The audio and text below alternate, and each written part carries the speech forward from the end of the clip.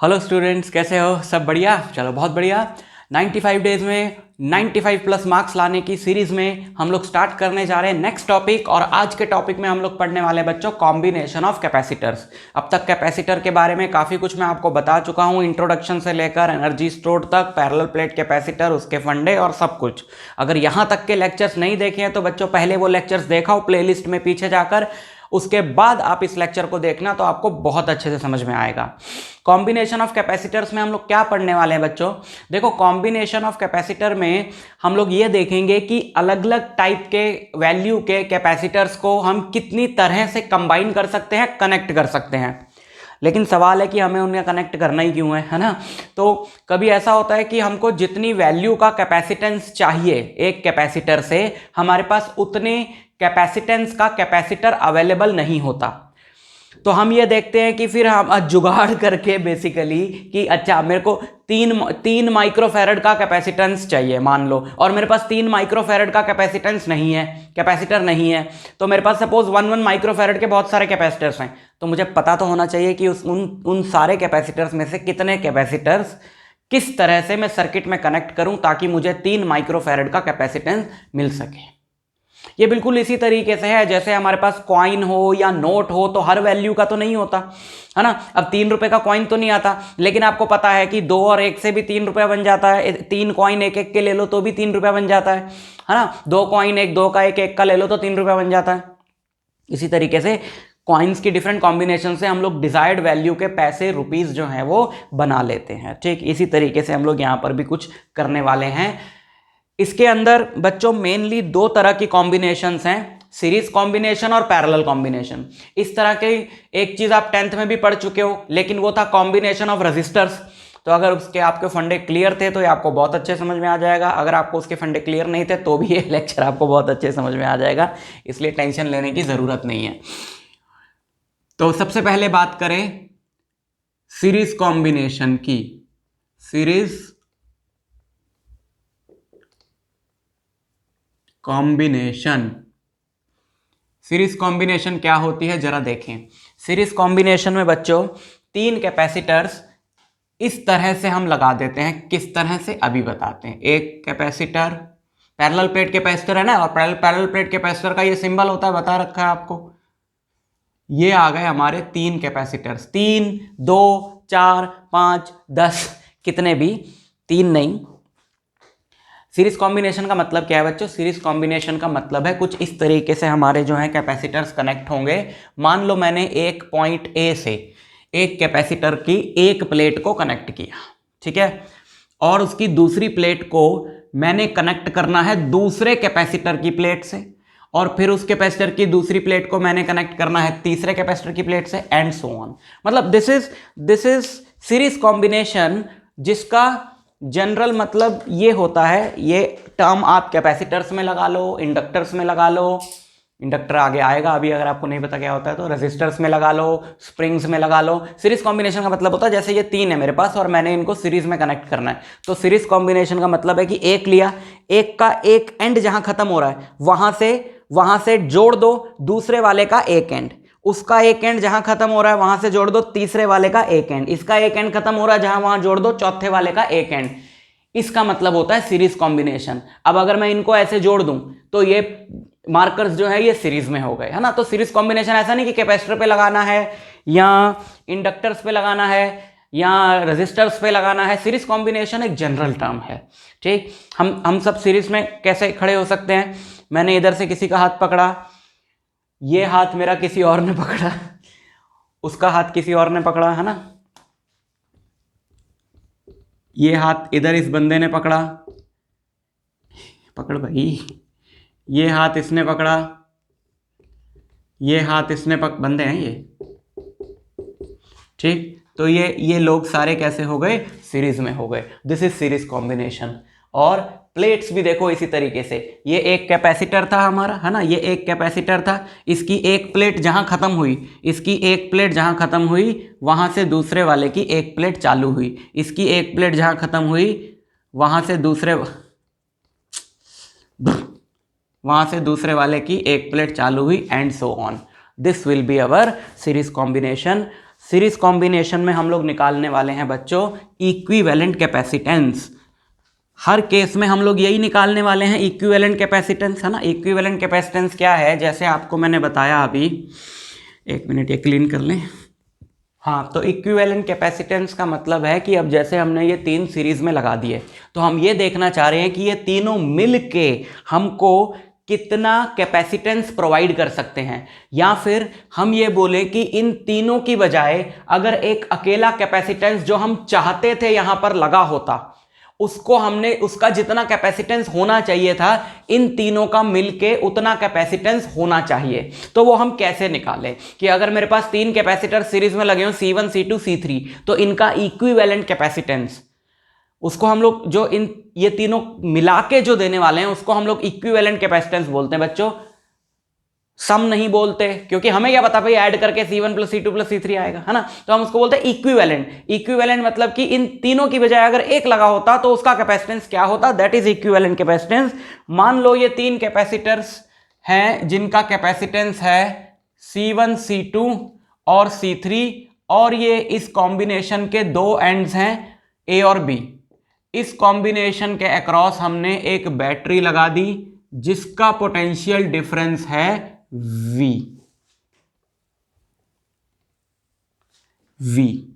ठीक है। ये हमें गिवन है। अब हम निकालने वाले हैं कि इसका कॉम्बिनेशन, इस कॉम्बिनेशन का इक्विवेलेंट कैपेसिटेंस क्या होगा, ठीक। अच्छा, अब 2-3 चीजों का यहां पे ध्यान रखें। जैसे कि ये बैटरी है, अगर इस बैटरी का पोटेंशियल डिफरेंस जो है वो V है, इस बैटरी की वोल्टेज V है, तो इस बात को बोलने का मतलब क्या है, बैटरी का काम क्या होता है, 2 एंड्स में पोटेंशियल का डिफरेंस क्रिएट करना, है ना। तो जब ये A और B एंड्स के बीच में ये बैटरी लगी है, तो ये बोला जा रहा है बच्चों कि A और B एंड्स के बीच में ये कितने वोल्ट का पोटेंशियल डिफरेंस क्रिएट कर देगी, V वोल्ट का। तो आप ये मान के चलो, हमेशा आप ये मान लो, आपको बहुत इजी रहेगा कि ये वाला जो एंड है ये V वोल्ट पे होगा और ये वाला 0 पे होगा। पॉजिटिव वाला ना, पॉजिटिव वाला हायर पोटेंशियल पे होगा V, नेगेटिव वाला भी किस पे होगा, नेगेटिव वाला लोअर पोटेंशियल पे होगा 0। देखो V पोटेंशियल डिफरेंस का मतलब क्या है, जैसे यहां पे ये 10 वोल्ट होता, तो इसका मतलब है ये वाला end as compare to this end 10 volt ऊपर है, तो ये +15 होता तो ये 5 होता, और ये 10 होता तो वो 0 होता, इस तरीके से। तो हम तो हमेशा ये मान लें कि अगर ये पोटेंशियल डिफरेंस V है, तो ये मतलब इस बैटरी का पोटेंशियल डिफरेंस V है, ये इन दोनों टर्मिनल्स के बीच में पोटेंशियल का डिफरेंस V देने वाला है, तो हायर वाले का V मान लो और लोअर वाले का 0 मान लो।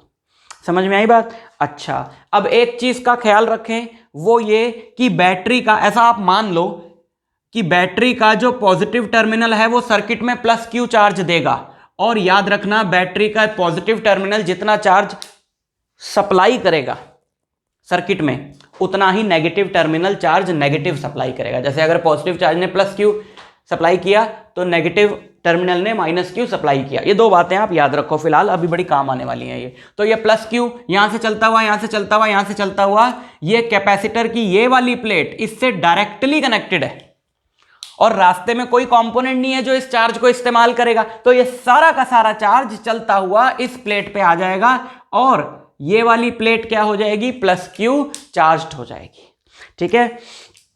और अगर ये पोटेंशियल V है, रास्ते में कुछ भी नहीं है, रास्ते में कोई कंपोनेंट ही नहीं है जो इस पोटेंशियल को इस्तेमाल करे। भैया पोटेंशियल क्या है, पोटेंशियल तो एनर्जी है।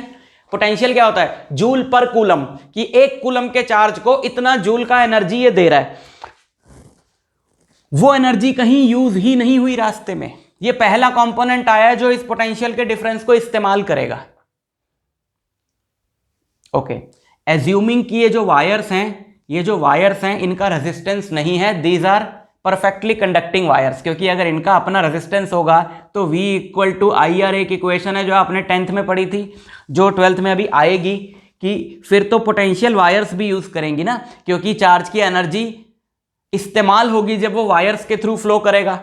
वायर्स के रेजिस्टेंस को ओवरकम करने में चार्ज की एनर्जी की खपत होगी, चार्ज की एनर्जी यूज होगी। बट हम लोग मान लेते हैं कि these wires are perfectly conducting, जिनका अपना रेजिस्टेंस नहीं है, वरना हम थोड़ा से कंफ्यूज हो जाएंगे, हमें बात नहीं समझ में आएगी। तो इसमें और कोई कंपोनेंट नहीं है 3 कैपेसिटर्स को छोड़ के, ठीक। तो ये तीनों कैपेसिटर्स जो हैं ये इस तरीके से लगे हैं, तो V V V V V, तो इसकी भी ये वाला जो टर्मिनल है ये कितने पोटेंशियल पे होगा, वी पे, 0 0 0 0 0, ये भी पॉइंट, ये पॉइंट, ये पॉइंट, ये पॉइंट, यहां तक सारा कितने पे होगा, 0 पे। समझ में आई बात? तो अब ये वी अब बटना शुरू होगा, ये वी का कुछ हिस्सा ये यूज कर लेगा, कुछ हिस्सा ये यूज कर लेगा, कुछ हिस्सा ये यूज कर लेगा, तीनों बराबर बराबर करेंगे क्या, देखते हैं अभी। अच्छा, एक बात पक्की है बच्चों की, एक कैपेसिटर की एक प्लेट पे जितना पॉजिटिव चार्ज होता है दूसरी प्लेट पे उतना ही नेगेटिव चार्ज होता है। ये बात पहले भी आपको बताई गई होगी पैरेलल प्लेट कैपेसिटर वाले में, एक प्लेट पे जितना पॉजिटिव चार्ज होता है दूसरे पे उतना ही नेगेटिव चार्ज होता है। ऐसा क्यों? क्योंकि कैपेसिटर की प्लेट्स बहुत पास पास हैं। इंडक्शन ऑफ चार्ज आपको बताया था कि अगर एक मेटेलिक सरफेस है और उसके सामने एक चार्ज रखा है तो सरफेस पे अपोजिट पोलैरिटी का चार्ज इंड्यूस हो जाता है। तो जैसे कि अगर यहां पे प्लस क्यू है तो ऑटोमेटिकली इस वाले पे कितना आ जाएगा, माइनस क्यू। ठीक, अच्छा, अब आप जरा ये वाले सिस्टम को देखो, दिस सिस्टम ऑफ प्लेट्स, ये वाला,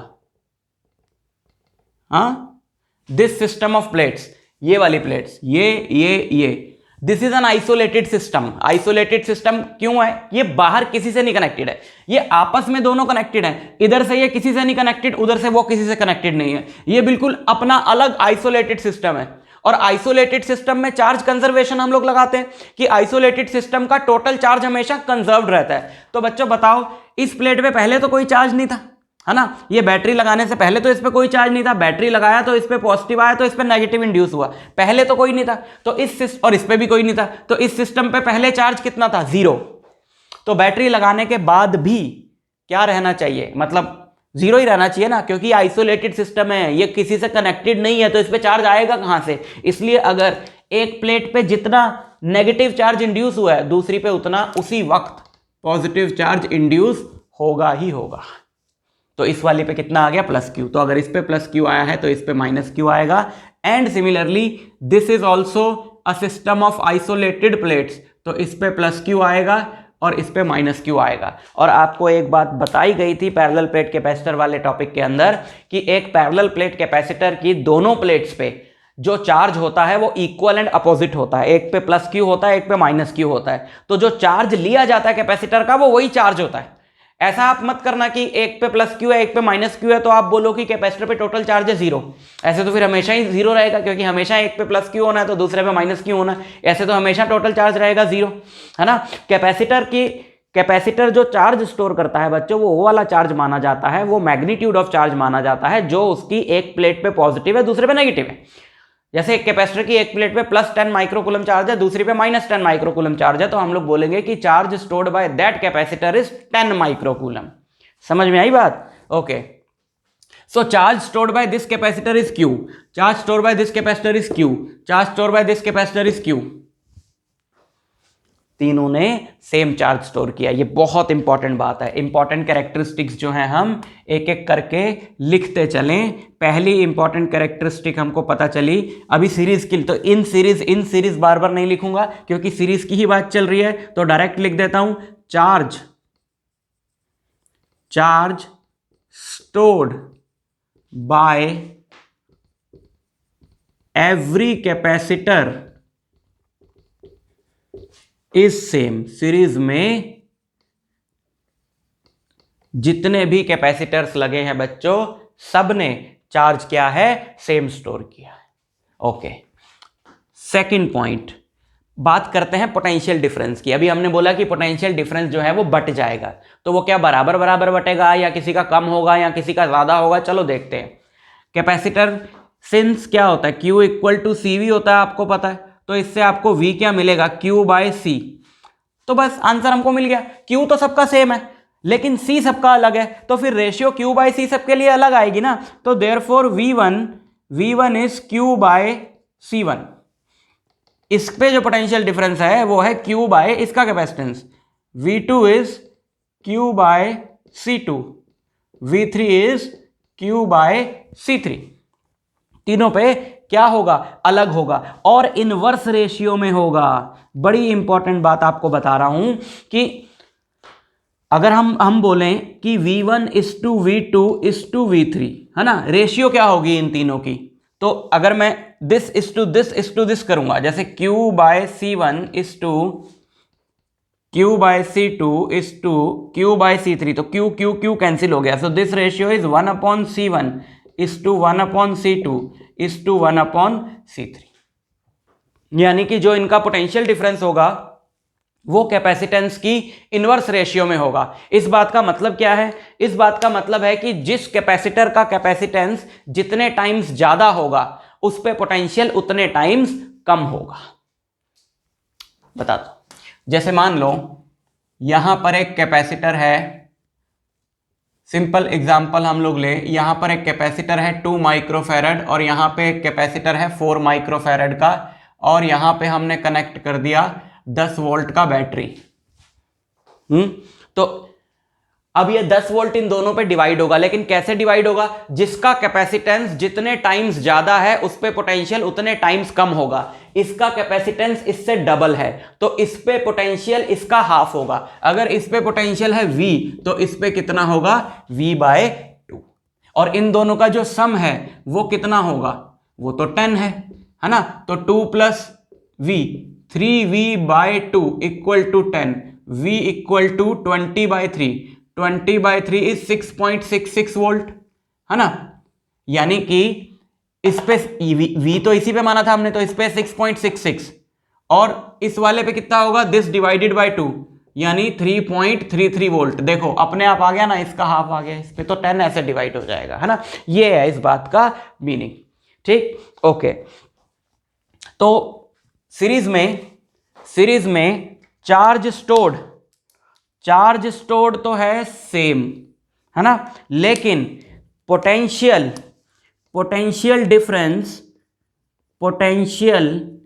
difference across all capacitors is different. मतलब अगर ऑल कैपेसिटर्स मतलब कि सेम भी आ सकता है, लेकिन कैपेसिटेंस अगर सेम होता, जैसे ये भी 4 होता ये भी 4 होता, तो दोनों पे बराबर डिवाइड हो जाता। लेकिन बराबर डिवाइड होना कोई रूल नहीं है, बराबर इसलिए डिवाइड हो गया क्योंकि कैपेसिटर का कैपेसिटेंस सेम है। लेकिन जनरल रूल क्या है कि कैपेसिटर्स पे सीरीज में सबके अक्रॉस पोटेंशियल डिफरेंस जो है वो अलग होगा, है ना? तो सिंपल सी बात अगर हम लोग करें कि जैसे ये हमारे पास एक कैपेसिटर है, हाँ, इसकी एक प्लेट पे +Q चार्ज है, दूसरी पे -Q चार्ज है, इसका कैपेसिटेंस है C, यहाँ पे A है, ये है B। तो हायर पोटेंशियल पे कौन सा होगा? A होगा। जिस तरफ से पॉजिटिव चार्ज आया वही हायर पोटेंशियल पे होगा ना पॉइंट बच्चों, क्योंकि पॉजिटिव चार्ज फ्लो करता है higher potential to lower potential. So VA, अगर इस पॉइंट का पोटेंशियल है VA और इस पॉइंट का पोटेंशियल है VB, तो VA बड़ा होगा VB से, VA जो है वो VB से बड़ा होगा। तो इसका मतलब है इनके बीच में पोटेंशियल डिफरेंस कितना होगा? VA minus VB। और वो क्या होगा? ये वाली इक्वेशन हम लोग अपनी लगाएंगे, V = Q/C। तो एक कैपेसिटर के दोनों एंड्स के बीच में जो पोटेंशियल डिफरेंस है VA माइनस VB, वो होगा charge stored bye capacitor divided by capacitance of the capacitor. ठीक, समझ में आई बात? तो ये आपको याद रखना है। अब हम करेंगे इसके कॉम्बिनेशन का फॉर्मूला क्या है। सीरीज में अगर कैपेसिटर्स कंबाइंड हैं तो इक्विवेलेंट कैपेसिटेंस क्या आता है? तो सिंपल सा रिलेशन है बच्चों, क्योंकि V जो है वो 3 हिस्सों में डिवाइड हो गया है, V1 + V2 + V3, और V क्या है? V है Q/C, है ना? तो V1 क्या होगा? V1 है हमारा Q/C1 प्लस V2 क्या होगा? Q/C2 प्लस V3 क्या होगा? Q/C3। और अगर इन तीनों की बजाय सिर्फ एक सिंगल कैपेसिटर लगा होता, मान लो यहां पर डायग्राम बना लेते हैं हम।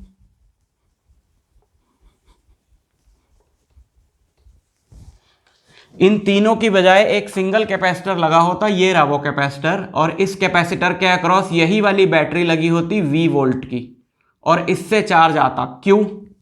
तो अगर इस कैपेसिटर का कैपेसिटेंस है CEQ, मान लो CEQ मतलब इक्विवेलेंट कैपेसिटेंस, तो इसके लिए क्या इक्वेशन बनती? इसके लिए इक्वेशन बनती V = Q/C CeQ, ये वही चार्ज है ना Q, भाई बैटरी से तो Q चार्ज ही आना है।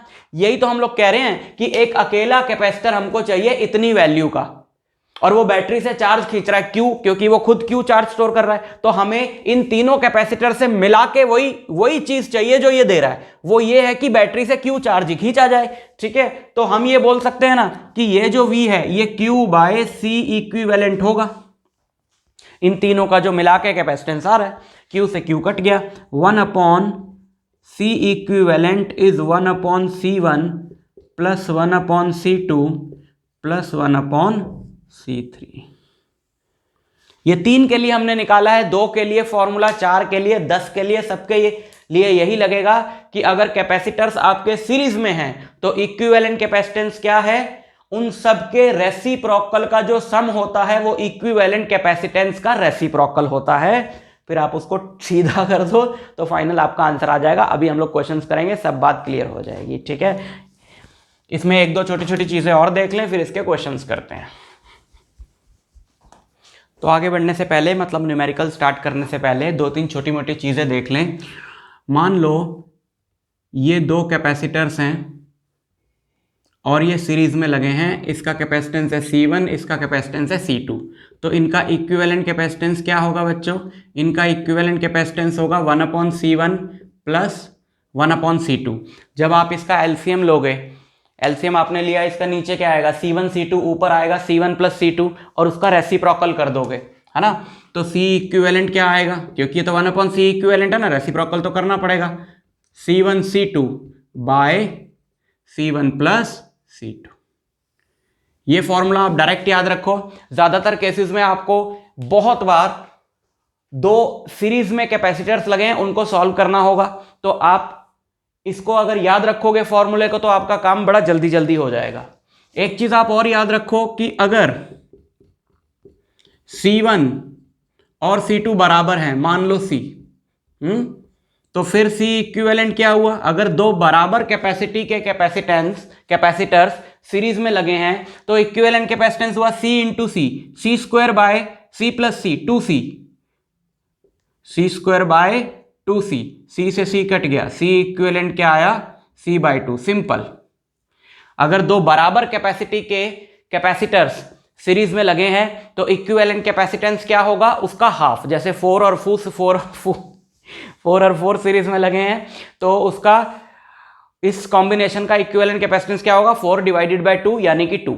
जैसे ये फॉर्मूला सिर्फ 2 के लिए एप्लीकेबल था, ये फॉर्मूला कितनों पे भी लग जाएगा। मतलब अगर 3 सीरीज में लगे हैं तो इक्विवेलेंट कैपेसिटेंस होगा C/3, 4 लगे हैं सीरीज में बराबर बराबर तो इक्विवेलेंट कैपेसिटेंस होगा C/4, है ना। क्योंकि अगर 3 लगे हैं सीरीज में, जैसे कि 3 लगे हैं सीरीज में और तीनों बराबर है, तो C इक्विवेलेंट होगा 1/C plus 1/C plus 1/C।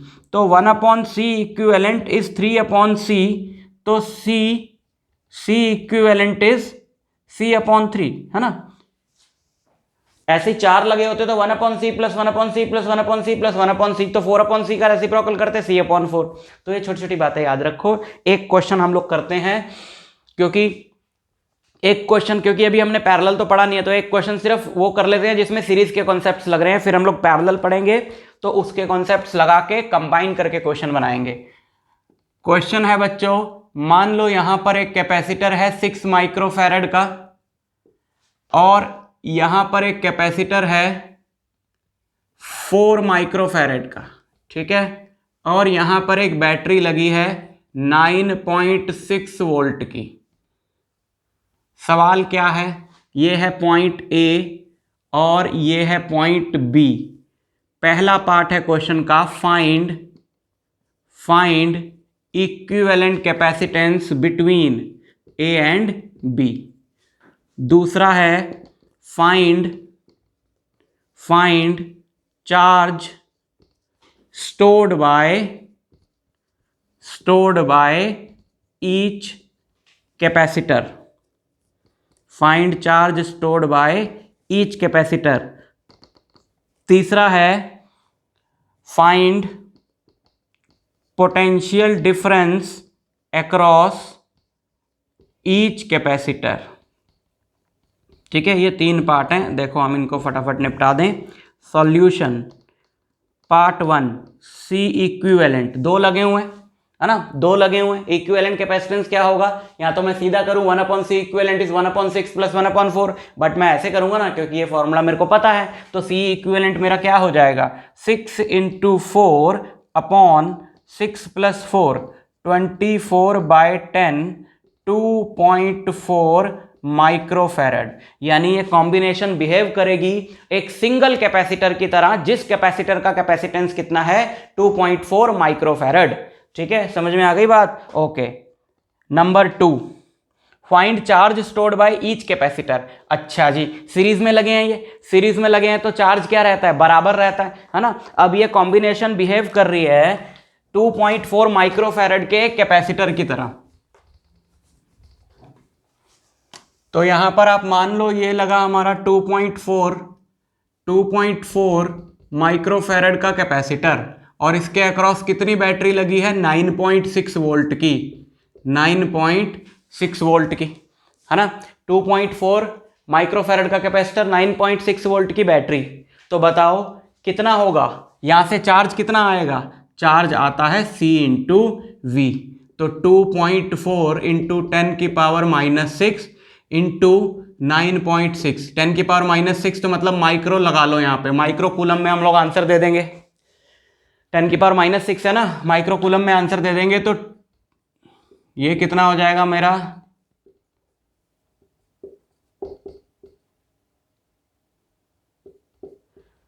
देखना भाई गलती ना करूं कोई, 23.04 माइक्रोफैरड चार्ज आ रहा है बैटरी से। 23.04 यानी अप्रोक्सीमेटली 23 माइक्रोफैरड चार्ज आ रहा है बैटरी से। अब बैटरी से 23 माइक्रोफैरड चार्ज आएगा तो दोनों में उतना ही स्टोर होगा, क्योंकि दोनों सीरीज में, तो सीरीज में चार्ज क्या रहता है, सेम रहता है। तो 23 माइक्रोकूलम इस पे और 23 माइक्रोकूलम इस पे। ये हो गया हमारा सेकंड पार्ट का आंसर। पार्ट 3 अब पूछा जा रहा है, अच्छा जी, अब पूछा जा रहा है कि बताओ potential difference across each capacitor. जब आपको हर एक का कैपेसिटेंस भी पता है, आपको हर एक का कैपेसिटेंस भी पता है, आपको हर एक पे चार्ज स्टोर्ड भी पता है, तो बताओ V1 क्या होगा, V1 होगा Q/C1। Q कितना है, 23 ले लेता हूं अप्रोक्सीमेटली, ठीक है, 23.04 से मैंने क्या ले लिया, 23/C1। ये कितना है, 6, माइक्रो से माइक्रो कट गया भैया, माइक्रो कूलम में, माइक्रोफैरड में, माइक्रो से माइक्रो कट गया, वोल्ट में आंसर आ जाएगा।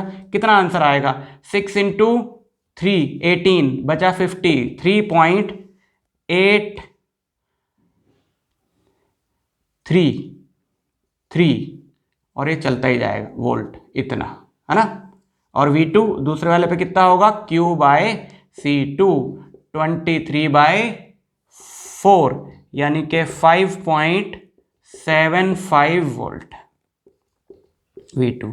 आप इनको ऐड करोगे, 5 और 3 8, 8 और 7 15, 9.6 के अराउंड आपका ये बन जाएगा। समझ में आ गई बात आपको, ठीक है। तो ये सिंपल सा क्वेश्चन अभी हमने उठाया है, बिकॉज अभी हमने पैरेलल वाला तो पढ़ा नहीं है। अब हम लोग पढ़ते हैं पैरेलल कॉम्बिनेशन के बारे में, और फिर कंबाइन करके क्वेश्चंस बनाएंगे, मजा आएगा। तो सेकंड वन है आपका पैरेलल कॉम्बिनेशन। पैरेलल कॉम्बिनेशन क्या होता है बच्चों, पैरेलल कॉम्बिनेशन भी एक जनरल टर्म है। जैसे आपको मैंने सीरीज के बारे में बताया, पैरेलल के बारे में भी सीख लें हम। जैसे मेरे पास ये 3 चीजें हैं, अब मुझे इनको पैरेलल में लगाना है। तो पैरेलल में लगाने का मतलब है कि मैं इन तीनों का एक एंड आपस में बांध दूं और दूसरा एंड आपस में बांध दूं। जैसे ये तो स्ट्रेट है, चलो मान लो ये 3 रस्सियां थी, इन तीनों रस्सियों का एक सिरा मैंने इधर से बांध दिया, है ना, और एक सिरा इधर से अगर मैं आपस में बांध दूं तो कुछ ऐसा दिखेगा। इन तीनों रोप्स का यहां से बांध दिया, यहां से बांध दिया, यहां से बांध दिया, है ना, 4 होती 4 बांध सकते थे। यानी कि अगर सारी चीजों का एक एंड एक पॉइंट पे बांध दिया जाए और दूसरा एंड दूसरे पॉइंट पे बांध दिया जाए बच्चों, तो वो क्या होता है, पैरेलल कॉम्बिनेशन होता है। फॉर एग्जाम्पल, अगर यहां पर मैं 3 कैपेसिटर्स आपको दिखाऊं पैरेलल में लगा के, तो डायग्राम बनेगा कुछ ऐसा।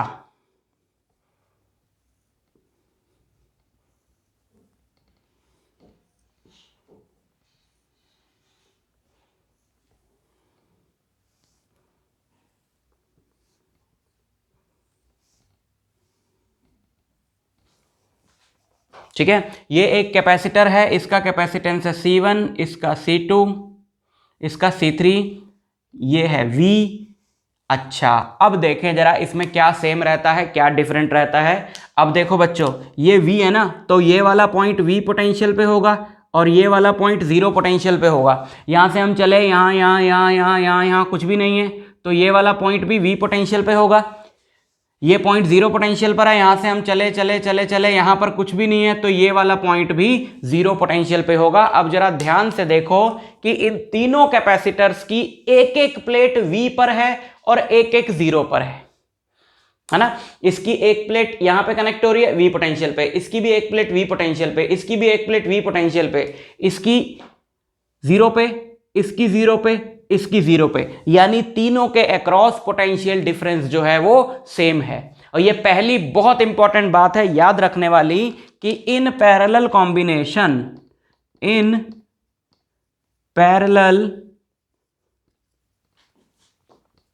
कॉम्बिनेशन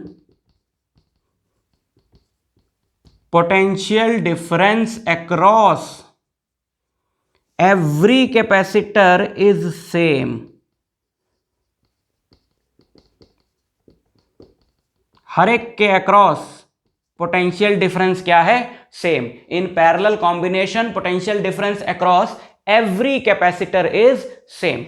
ठीक है, ओके। और क्या बात हमें इसमें याद रखनी है, चलो चार्ज की बात करें बच्चों।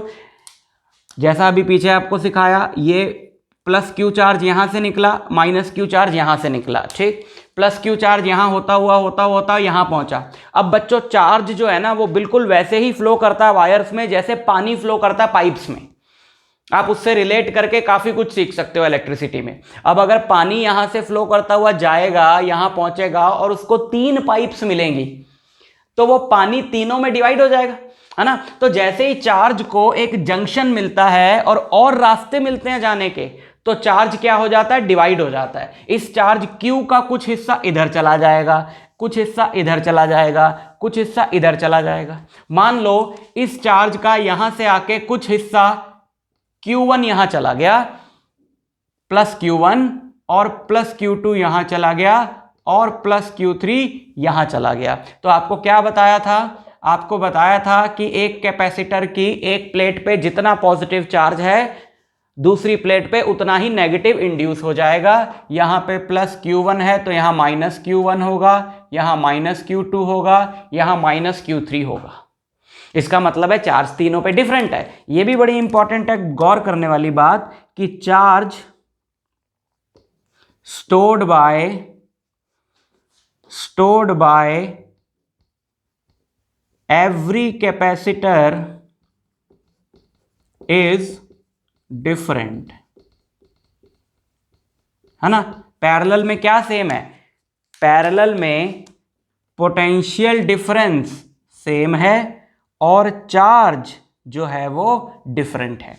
पोटेंशियल डिफरेंस सेम है और चार्ज जो है वो डिफरेंट है। सीरीज में चार्ज सेम था, पोटेंशियल डिफरेंस जो था वो डिफरेंट था। ओके, ठीक है। आगे बात करें तो बच्चों हर एक कैपेसिटर के लिए हम अपनी अपनी इक्वेशन लगा दें। इसके लिए इक्वेशन लगाओ, इसके लिए इक्वेशन क्या बनेगी, C1 इक्वल टू, यहां ऐसे लिख लो, चार्ज Q क्या होता है, CV, तो Q1 equal to CV1 and C1V, क्योंकि V सेम है ना, C अलग है।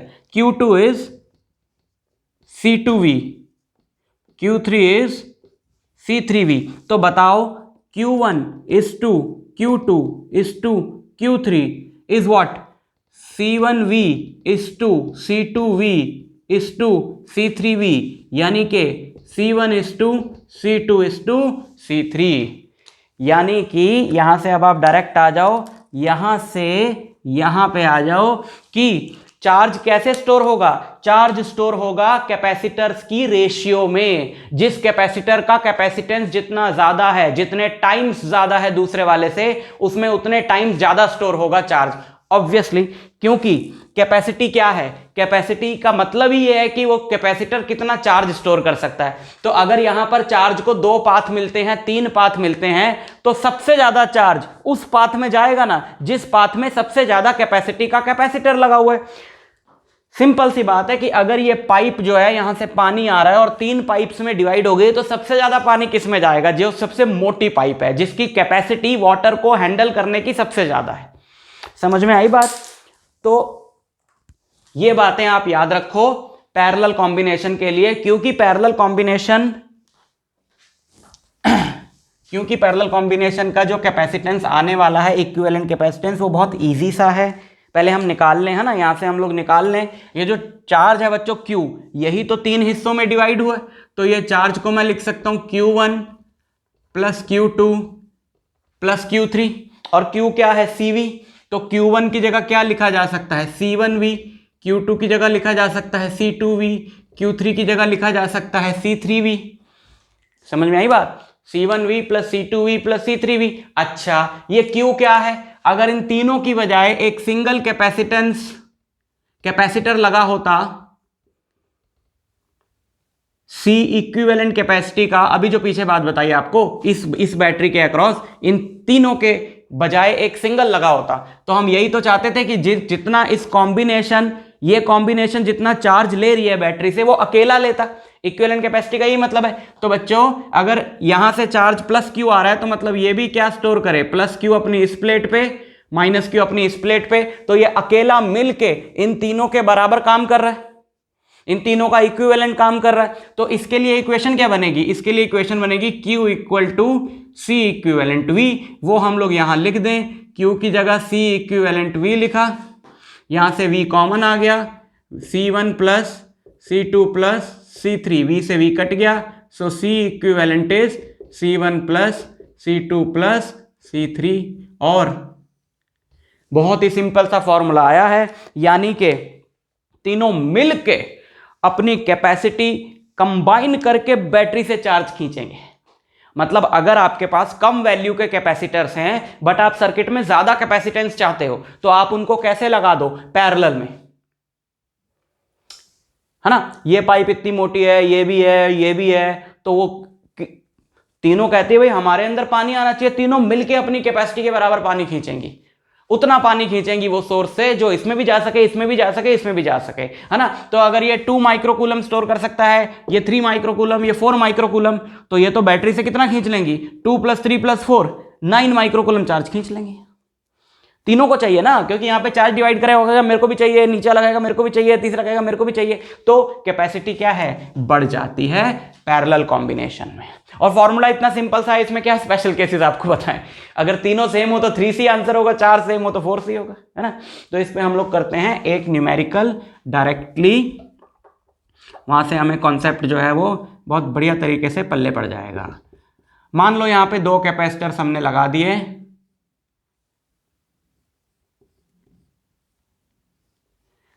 7 माइक्रोफैरड, 3 माइक्रोफैरड का, और इनके अक्रॉस हमने बैटरी लगा दी मान लो 10 वोल्ट की। सवाल वही है, सवाल लिखने की कोई जरूरत नहीं है, मैं मुंह से ही बोल देता हूं, बाकी सारी चीजें भी मैं मुंह से ही बोल रहा हूं, सवाल लिखने की जरूरत नहीं है। सवाल है कि इक्विवेलेंट कैपेसिटेंस निकालो, सबके अक्रॉस चार्ज निकालो, टोटल चार्ज जो आ रहा है वो निकालो, और सबके अक्रॉस पोटेंशियल डिफरेंस निकालो, और जितनी भी पॉसिबल चीज़ें इसमें निकल सकती हैं वो हम लोग निकाल लेते हैं, जो आपको क्वेश्चन में आया आप निकाल लेना, ठीक। ये दोनों है पैरेलल में, तो सबसे पहले इनका निकालें C इक्विवेलेंट, पैरेलल में इक्विवेलेंट कैपेसिटेंस ऐड हो जाता है, 7 प्लस 3 कितना होगा, 10 माइक्रोफैरड, ठीक। ओके, कोई बड़ी बात नहीं है सर, कुछ बड़ा काम नहीं किया ऐसा आपने, आगे बात करो, स्टाइल कम मारो, पढ़ाई ज़्यादा करवाओ। 10 वोल्ट ये है, 10 माइक्रोफैरड ये है, बताओ Q कितना खींचेगा, ये CV कितना Q खींचेगा, 10 इंटू 10 100, लेकिन ये माइक्रो में है, कितना चार्ज खींचेगा, 100 माइक्रो कूलम चार्ज खींचेगा। अच्छा जी, बहुत बढ़िया। अच्छा, V1 क्या होगा भाई, 10 है ना, तो यहां से लेकर यहां तक पोटेंशियल डिफरेंस 10 है, तो इसके अक्रॉस भी 10, इसके अक्रॉस भी 10, this is 10 volt, and V2 is also 10 volt. Clear. अच्छा, अब क्या निकालें, Q1, दोनों ने चार्ज कितना स्टोर किया। तो जब सबके अक्रॉस V और C पता है तो Q में क्या दिक्कत है, Q1 क्या है, C1V, C1 क्या है, C1 ये 1 ले लो, C1 7 इंटू 10 70 माइक्रोकूलम इसमें चला जाएगा। Q2 कितना हो जाएगा, C2V 3 इंटू 10 30 माइक्रोकूलम इसमें चला जाएगा। ठीक है, समझ में आई बात। अच्छा, सो इसमें ये देखो बच्चों, क्लास चल रही है, ठीक, तो छोटे छोटे बच्चे नहीं करते कोई बात नहीं। तो 70 माइक्रोकूलम और 30 माइक्रोकूलम, 70 माइक्रोकूलम इसमें चला जाएगा, 30 इसमें। तो देखो अपनी कैपेसिटी के अकॉर्डिंग इन्होंने चार्ज को डिस्ट्रीब्यूट कर लिया। 100 माइक्रोकूलम टोटल आया था, इसका 7 माइक्रोफैरड था, इसका 3 माइक्रोफैरड था, तो 7:3 की रेशियो थी इनके कैपेसिटेंस में, और चार्ज भी 7:3 की रेशियो में डिवाइड हो गया। ठीक है, तो अब हमने सीरीज और पैरेलल दोनों पढ़ लिए हैं। तो अब हम आगे बात करते हैं दोनों के कॉम्बिनेशन पे क्वेश्चन की। बच्चों एक क्वेश्चन आपको ऐसा कराता हूं जिसमें दोनों के कॉन्सेप्ट लग रहे हो, और बहुत बार ऐसा होता है कि देख के क्लियरली नहीं पता चलता कि ये सीरीज में है या पैरेलल में है। तो हमको ये जो प्रोसीजर मैं आपको बताने लगा हूं ये फॉलो करना है, स्टेप वाइज सर्किट को रिड्यूस करना है और रिड्यूस करते करते उसको सॉल्व करना है। देखो तो ये क्वेश्चन देखते हैं बच्चों, थोड़ा बड़ा सा क्वेश्चन ले लिया जिसमें दोनों के कॉन्सेप्ट्स यूज हो रहे हो। देखो एक क्वेश्चन ये है, एक क्वेश्चन ये है, यहां से आपको कहानी अच्छे समझ में आ जाएगी। और इससे हायर लेवल के जो क्वेश्चंस हैं उनको करने के लिए आपको कुछ और मेथड सीखने पड़ेंगे इक्विवेलेंट कैपेसिटेंस के, वो हम लोग नेक्स्ट वीडियो लेक्चर में सीखेंगे। ये बिल्कुल बेसिक्स और इंट्रोडक्शन का है बच्चों, है ना, कि सीरीज कॉम्बिनेशन क्या होता है, पैरेलल कॉम्बिनेशन क्या होता है, उसके बेसिस पे ये लेक्चर बनाया गया है। तो उसी से रिलेटेड उसी तरह के उसी लेवल के क्वेश्चंस हैं, और लेवल बढ़ाते जाएंगे आगे आने वाले लेक्चर्स में, क्योंकि कैपेसिटेंस कोई ऐसा टॉपिक नहीं है बच्चों जो कॉम्बिनेशन ऑफ कैपेसिटर्स, बेसिकली ऐसा टॉपिक नहीं है जिसको एक लेक्चर में खत्म किया जा सके। कई तरह के सवाल हैं ईजी लेकिन थोड़े ज़्यादा टाइप के हैं। उसके लिए आपको अलग अलग चीज़ें बतानी पड़ती हैं, व्हीटस्टोन ब्रिज का बताना पड़ेगा, किरचॉफ रूल्स बताने पड़ेंगे। तो अगले वीडियो लेक्चर में हायर लेवल के जो क्वेश्चंस है वो हम लोग उठाने वाले हैं। इसमें हम लोग बेसिक्स ही करेंगे। तो ये क्वेश्चंस आप देखो जिसमें हमने कॉम्बिनेशन का एक क्वेश्चन उठाया है। अब जैसे आपको यहां पर क्वेश्चन हमारा क्या है, फाइंड, दोनों के लिए हमारा क्वेश्चन क्या है, find the equivalent capacitance between A and B. A और बी के बीच में आपको इक्विवेलेंट कैपेसिटेंस फाइंड करना है। अच्छा तो शुरू करें। इसमें आप सबसे पहले ये देखो कि आपको क्लियरली जो देखकर पता चल रहा हो कि कौन से सीरीज में है कौन से पैरेलल में है, उनको आप पहले सॉल्व कर लो। जैसे इस क्वेश्चन की अगर मैं बात करूं तो ये वाला जो हिस्सा है ये 3 कैपेसिटर्स का, ये तीनों हमको पता चल रहा है सीरीज में, पता चल रहा है आपको। अगर यहां पर ये पॉइंट है, suppose this point is P and this point is Q, तो P से स्टार्ट होकर एक कैपेसिटर, उसकी दूसरी प्लेट इस कैपेसिटर की प्लेट से, उसकी दूसरी प्लेट इस कैपेसिटर की प्लेट से, मतलब अगर P और Q को पकड़ के ऐसे सीधा कर दें तो ये 3 कैपेसिटर्स ऐसे लाइन में आ जाएंगे। तो ये तीनों क्या हैं, ये तीनों हैं आपके सीरीज में, है ना। और 3 कैपेसिटर और तीनों बराबर है, 9 9 9 तीनों बराबर है। तो 9 के 3 अगर सीरीज में लगे हों तो इक्विवेलेंट कैपेसिटेंस क्या होगा बच्चों, 9/3। अभी शॉर्टकट बताया था ना, 3 लगे हो तो C/3, 4 लगे हो तो C/4, तो 9/3 3 माइक्रोफैरड इक्विवेलेंट कैपेसिटेंस है इस ब्रांच का। रिड्यूस करते जाएंगे हम सर्किट को। अब हमारा सर्किट क्या बचा बच्चों, अब हम एक बार फिर से इसको ड्रॉ करें तो ये 9 माइक्रोफैरड है ना। बाकी सारा देखो, बाकी में कोई चेंज नहीं है, हम सिर्फ उतने हिस्से को दोबारा ड्रॉ करेंगे और देखेंगे और आगे इसको हम लोग कैसे कर सकते हैं, जितने हिस्से को अभी हमने इस पार्ट में सॉल्व किया है। ये 9 माइक्रोफैरड, ये भी 9 माइक्रोफैरड, अच्छा जी, और ये है आपका 6 माइक्रोफैरड, और इन तीनों का सॉल्व करके P और Q के अक्रॉस कितना आ गया, कितना आया इनको सॉल्व करके 3 माइक्रोफैरड, है ना। क्लियर, ये तो वही पॉइंट है P, ये वाला पॉइंट P और ये पॉइंट क्या है Q। तो इन तीनों की बजाय एक सिंगल कैपेसिटर आ गया 3 माइक्रोफैरड का। अब 6 और 3 आपके पैरेलल में क्लियरली दिखाई दे रहा है, क्योंकि 6 की भी एक प्लेट P पे है, 6 की भी एक प्लेट P पे है, 3 की भी एक प्लेट P पे है, 6 की भी एक प्लेट Q पे है, 3 की भी एक प्लेट Q पे है, तो दोनों पैरेलल में। अच्छा, पैरेलल में तो डायरेक्ट ऐड हो जाएगा। पैरेलल में अगर ऐड होता है तो 6 + 3 कितना हो गया? 9। तो मतलब ये पूरी combination is behaving like a single capacitor of 9 microfarad capacitance, है ना। अब अगर आप इस डायग्राम को रीड्रॉ करोगे तो इस पूरे की जगह, इस पूरे इन दोनों की बजाय एक सिंगल कैपेसिटर लगा होगा 9 माइक्रोफैरड का, है ना। तो मैं इसको यहां से हटा देता हूं और इसको मैं 9 कर देता हूं। समझ में आई बात? अच्छा, अब आप फिर से देखो, क्या आपको अब पता लग रहा है आगे की कहानी? आपको पता लग रही है कौन से सीरीज में है, कौन से पैरेलल में है? ये तीनों क्लियरली दिखाई दे रहा है कि सीरीज में है, यही वाली कॉम्बिनेशन आ गई, है ना। तो 9 9 9, तो 9/3, 9/3 तो इक्विवेलेंट कैपेसिटेंस कितना हो गया? 9/3 है तो इक्विवेलेंट कैपेसिटेंस कितना हो गया बच्चों? 3 माइक्रोफैरड। अब फिर से इसको रीड्रॉ करो, या मैं मिटा के बना देता, बट अगर आपको कंफ्यूजन हो रही है ना बार बार मिटा के बनाने से, एक ही बार बना है वैसे तो, लेकिन दोबारा बना देते हैं, है ना, अपने पास टाइम ही टाइम है आपके लिए। 9 माइक्रोफैरड यहाँ पे, 9 microfarad, 9 microfarad, 6 microfarad, 9 microfarad, 9 microfarad, and this one is 6 microfarad, और ये हमारा यहाँ पे एक लग जाएगा 3 माइक्रोफैरड का।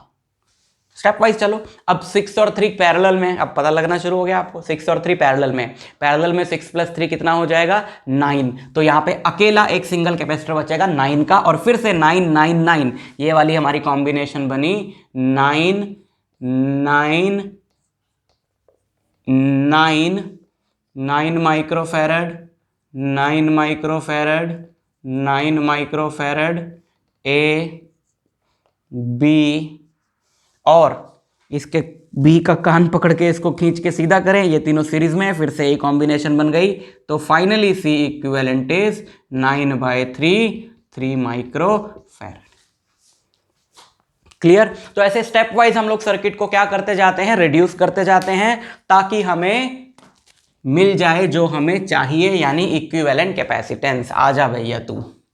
अच्छा चलो इसको सॉल्व करें, इसको सॉल्व करें। इसको सॉल्व करने में हमें थोड़ी सी दिक्कत आ रही है, क्योंकि ये इस तरीके से स्टेप वाइज रिड्यूस नहीं हो सकता, बिकॉज, क्योंकि और बिकॉज एक ही बात होती है, क्योंकि ये दोनों पे ध्यान दो, ये दोनों पे ध्यान दो, ये दोनों पे ध्यान दो, ये दोनों पे ध्यान दो। एक लुक में पता नहीं लग रहा बच्चों कि कौन से दो सीरीज में हैं या कौन से दो पैरेलल में हैं। फॉर एग्जांपल अगर इन दोनों की बात करूं तो इन दोनों का एक प्लेट तो बी पर है, पर इसकी दूसरी प्लेट यहां है, इसकी दूसरी प्लेट यहां है, तो ये दोनों पैरेलल में तो नहीं है।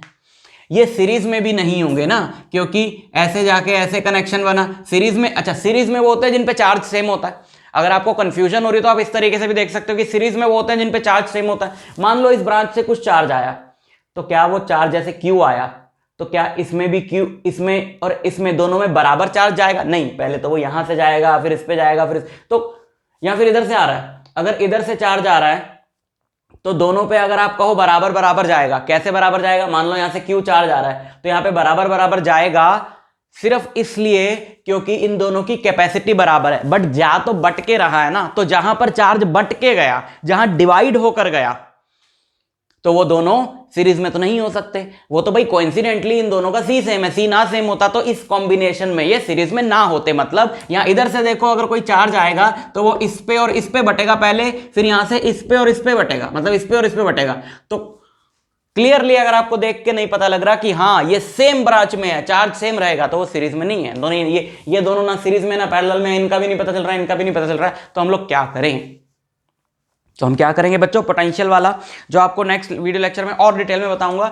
बट यहां पर बात बन जाएगी, अगर इस पॉइंट का पोटेंशियल है मान लो VA, तो यहां से लेकर यहां तक कुछ भी नहीं है, तो ये भी VA होगा, ठीक है। अच्छा, इस पॉइंट का कोई नया नाम दे दो। मान लो इस पॉइंट का नाम है P और इसका पोटेंशियल है VP, और इस पॉइंट का पोटेंशियल है VB। अच्छा, अब जरा आप इन दोनों कैपेसिटर्स को देखो, इन दोनों को देखो। इसकी एक प्लेट P पे है, इसकी भी एक प्लेट P पे है, इसकी एक प्लेट VA पे है, इसकी भी एक प्लेट VA पे है। ये कुछ इस तरीके से नहीं हो गए, दोनों की एक प्लेट किस पे है, Vp पे, दोनों की दूसरी प्लेट किस पे है, Va पे, दोनों की एक प्लेट किस पे है, Vp पे, और दोनों की दूसरी प्लेट किस पे है, Va पे। तो ये दोनों कैपेसिटर्स बच्चों पैरेलल में हैं, ये दोनों कैपेसिटर्स जो हैं वो पैरेलल में हैं। इन दोनों को सॉल्व करें, इन दोनों को सॉल्व करके C और C पैरेलल में है, ऐड करना है 2C, इसका इक्विवेलेंट कैपेसिटेंस हो जाएगा। और किन दोनों पॉइंट्स के, भाई अगर इन दोनों को सॉल्व करोगे तो सिंगल कैपेसिटर बचेगा उसका एक एंड A पे होगा, दूसरा P पे होगा। तो इन दोनों को सॉल्व करके जो सिंगल कैपेसिटर बचेगा उसका एक एंड P पे होगा और दूसरा एंड किस पे होगा, A पर होगा। ये रहा, और वो कितने का होगा, 2C। P से क्या कनेक्टेड है, P से ये C कनेक्टेड है ना, और C किससे कनेक्टेड है, फिर C जो है वो B से कनेक्टेड है। A और B के बीच में एक और कैपेसिटर है C का। लो,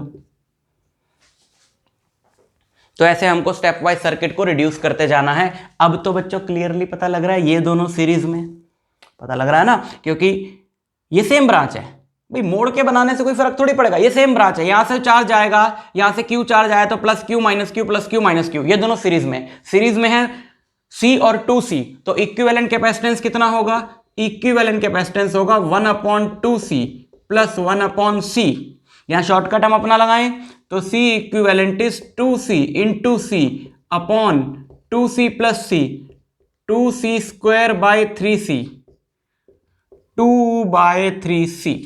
एक सिंगल कैपेसिटर बचा इन दोनों के मुकाबले 2/3C का, जो किसमें होगा, जिसके एंड्स दोनों किसमें होंगे, ये दोनों कॉम्बिनेशन के एंड्स कहां, A और B पे। तो A और B पे ये बनाया हमने, A और B पे कितनी कैपेसिटी का, 2/3C का, A पे और B पे, और उनके बीच में एक और लगा हुआ है C का। अब ये दोनों किसमें हो गए, पैरेलल में।